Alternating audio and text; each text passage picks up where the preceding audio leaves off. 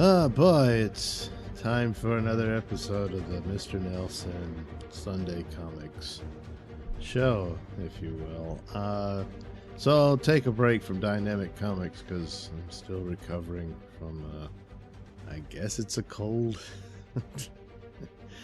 Turns out there's two tests for COVID. A preliminary one, which I tested negative, and then I guess there's a more intensive one that they sent off to a lab, and I'll get the results later. But I don't know. Anyway, so just don't really have the energy to give it a good read for a comic book story. So I thought I'd take a little detour and talk about my own comics. I've had this one out available for a long time now. Night Night over at indieplanet.com. The second issue is already done and they have it. I've got the copies they printed, but it's not available on the Indie Planet store. And I mean, Kablam prints them. The Indie Planet is like their, I guess, a subsidiary, if you will, that sells these independent comics. Either you can have it in print form or you can get it in digital form.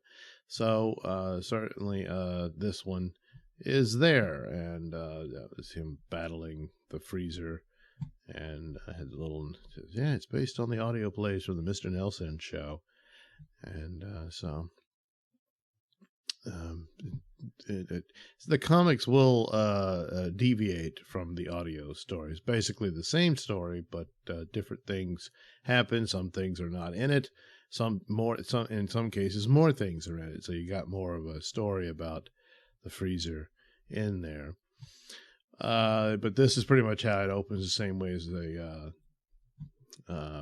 audio story. And so there he is. And this is actually based on an opening scene. I remember, I don't know what it was called, but it was an old Batman cartoon where he took on Mr. Freeze. And it's kind of like this, where his henchman actually comes up with the idea of what to do, and then he takes credit for it. Very simple. In order to do these, while I was at work on a simple pad, I drew up backgrounds. So a lot of these get reused over and over. This is the warehouse background that I made use of. And it saves time and whatnot, so that the initial drawing is just the people, and so there's the characters. And then, of course, in this is an old trick where you basically use the same drawing twice in a panel, and not a lot of movement is necessary anyway, although since he's speaking in both, I kept the mouth open. So, remove the hand, and then there you go. And then these two are obviously on their own. But it's still the same background and that sort of thing. So a lot of those I did for the city and Night's lair and the commissioner's office and stuff like that. A lot of those backgrounds have been done, and we'll just keep being reused. See, they're like sets on a TV show, so there you go. But this is based. This was the first audio story I did. Was him battling the freezer. He's Mr. Freeze. And oh man, I didn't catch that. I should have redone that. That's bad. But as I've said before, this was based on when I was a kid. For friends, my brother would do on cassette tape our own little parodies of Batman. And the first one we did, we were very young kids, and I still have the tape of it, was a story about Mr. Freeze. So, and I think it was because of that cartoon that we decided to make fun of it. And thus the idea was born. And still doing it to this day. How sad is that? So this is more art from it. I won't show you everything. This needs to be worked on a little more, but that's one of the backgrounds. Very simple. But there's the freezer in his getup, and I was thinking of his suit kind of like a refrigerator or a freezer. So there's like this grating thing here. So, yeah, it doesn't really make a lot of sense. So he's got his, freeze gun or what have you, and Night panics and throws an explosive moonerang at him. This is from another version of it that I abandoned and went with the one that's available. Actually came pretty far along when, for whatever reason, decided not to. But here, well, I did more artwork. The backgrounds are very simplified. I didn't put them in. And, but there he is again, same partner and all that. And it's basically the same opening. In some elements, it's better. In others, it's not. I think this is kind of bad. I don't know. I'm just not too crazy about it. There's this one where we have City Hall and whatnot. I don't think, I didn't save this one as the one I could reuse. I think I got a different one of it. And then the background buildings were just shapes added in with Photoshop. And then, of course, the Night Cruiser, which is based on the Pontiac Trans Am that Knight Rider used from the 80s. So I just stuck a few things on it. He's got his little wings in the back and his little owl brow thing. And that's the Night Cruiser. So there he is, meeting Commissioner Wetwind. You get the title, my little signature and whatnot. And it's not too bad. But I don't know. I passed on it. And then another version of it, and this one, that's pretty weak. It's even worse than the first one, I think, of the open of the warehouse and whatnot. But here, now this was an earlier version, I think, of the warehouse, which I blurred to give it that, I don't know, like cartoon background or whatnot. But it's just not very good. And this, and that's not added in. That was drawn that way. And I was like, that's terrible. So, anyway, it's not very good. Another page of him meeting that was abandoned, wet one. And this is the one where this is not the backgrounds that I did. This is drawn into the panel. And later on, there is a Commissioner Wetwind's office type deal that is repeated because it's a ready-made background that I did and that I drew up. And again, City Hall is basically the same idea, but not enough indication that I think that's supposed to be grass and you're going up to, but it's just so flat. It just looks like, well, that's the bottom of the building and it comes right up to the street. So yeah, it's pretty not too great. They're in Commissioner Wetwind's office, and I do believe this is one of the backgrounds that I did and put in after the fact. And it's certainly this cityscape with, making it look like, oh, it's the window and all that. There he is. The freezer gives his little mocking video. Night loses his poop and rails about it and all that. Again, that's definitely the background that's added in later for Wetwind's office. So this was it from another version. See, I do have severe OCD, so there's several versions of the same thing. Could actually probably use this again in something else should I decide to do so. But they say something stupid and he tells them to get the hell out and all that.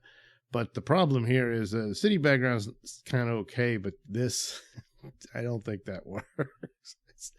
It at least needs to be a little taller. It's too close to be that small. So don't think it really works. Them and the car is kind of okay. The car looks a little weird, like it stretched out or whatnot, but it's fine. But yeah, it's a scene I could use, but boy, got some work to do here. Now, one of the backup plans for Night, or more accurately, was the different characters that I used for my Batman parody. Bugman is one who was almost going to be the main one, and I still can't let him go, and I've got ideas about how to weave that in. Everything's a multiverse now, so I could always do that. And after a while, I started thinking about how the Blue Beetle, the Ted Kord version, was sort of a cross between Spider-Man and Batman in a lot of ways. Personality-wise, he's closer to Spider-Man, but his gadgets and stuff, and he pretty much has a bugmobile. It flies around and all that. And I thought I could borrow from that to create this character here. And so in this was supposed to be a page for his origin story, and this aspect of it, his father had been the original. And he calls himself the Scarlet Scarab. Another idea was to call him the Crimson Cicada, which will appear in my on YouTube. I do have the chapters of the Good Doctor series, which delves into that somewhat. Another alternate version, if you will. But anyway, so the idea is there's this scarab in it, gives him bug powers. So, you know, he was like the original Blue Beetle who had powers and stuff, and then Ted Kord didn't. For this version to differentiate it even further from Batman, he does have powers. He can crawl walls. He can actually communicate with bugs. And so that was one of the ideas, that he gets the powers because he didn't understand what the scarab was. He thought it was some kind of trophy, a keepsake from a dear old dad or whatnot. And his wife discovers that he had a prostitute and in her rage grabs this thing and shoves it you know where. And this activates the technology, alien technology with it. And it gives him bug power. Since, again, it's very similar to the Night story where his wife left him for a convict. Here, he blames the crime of prostitution and just crime in general for the end of his marriage. And becomes the Scarlet Scarab, but everyone calls him Bugman, so it sticks. And there's his Bugmobile, of course, a Volkswagen Beetle. And there you have Bugman. Very similar to Night. So it's saying I don't even have a different name. It's Smedley. But in this case, he manages his a pesticide franchise that he has. And so there's even a store where you could go, and there's like exterminators you can hire and all that sort of stuff. And Smedley, he runs that, but he also knows that in the basement beneath the store is the bug hole, the secret headquarters of Bugman. And that's how that goes. I got to do something with it, but it's just so similar, and it's just a repetition of the Night thing, which I already started. And I just thought Night was a more catchy name. And I've often thought, well, you know, the way Batman is Batman, but his nickname looks like he needs a nickname, is Dark Knight. And I thought, well, you know, bugs like beetles and whatnot are nocturnal, so the Night name could still apply, you know, just but it would have the bug symbol instead of a moon or something. So it's something to consider one in some form of fashion. I am working on a Sun King comic, and got the artwork drawn for his opening story, which will be his origin and all that. And this is an image I worked on. I actually depict him with more of a sun symbol in his belt, with it's, you know, with the little spikes of the sun, a little yellow spot. This one is close to my character Energy Man. And at one time, there was a connection between the two. I don't know that I want to pursue that anymore. But so when the finished product, I think I'm going to change that to the original Sun King belt. But it's there for the moment. This is the only thing I've colored on it so far. But, you know, it's got the story of his adoptive parents, his two mothers. They get abducted by the UFO. And, of course, it results in him. Here he is working on his belt, and you see how it's supposed to look. Little, not completely formed there. I'll have to work on that. But there he goes flying. He's making his costume for the first time. And so that's what you get. And this is a scene from Capes Confidential where he gets his first assignment. And very Superman-like, he's changing in his outfit. And, yeah, that's what you'll get in the first Sun King comic book Another one for Bugman, and the idea was, what's the Catwoman for Bugman? And of course, Night Knight has the Flying Pig. Could have just had, they both have Flying Pig. Just they're essentially the same character, because Flying Pig and the Pink Elephant, that they were my Joker and Harley Quinn / Catwoman all rolled into one or two.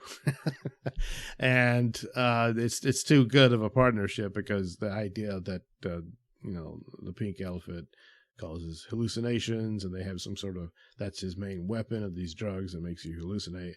And Flying Pig, they're both figments of that, as if, oh, you're seeing flying pigs, or you're seeing pink elephants, or you're drunk or drugged or whatever.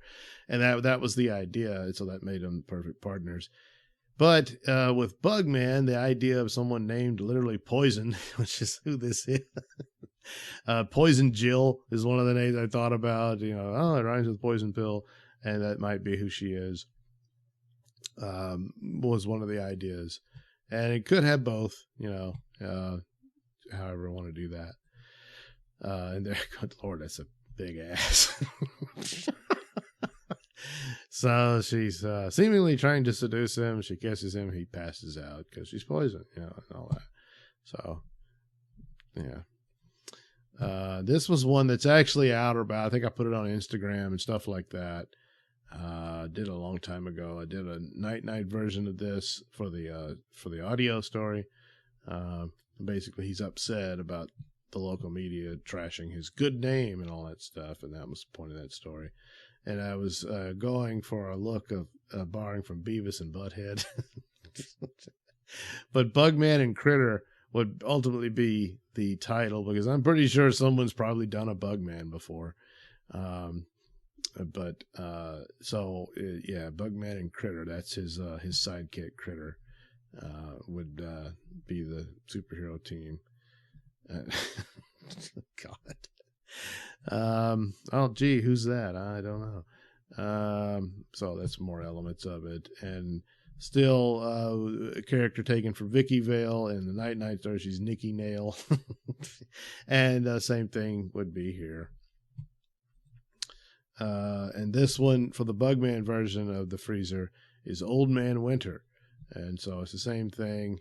I went over this, and you can see the hands. This might have been the original one, I think. And I went over it to make him the bald guy. That's might be what happened. I think so. Can't remember exactly. But it still doesn't really work.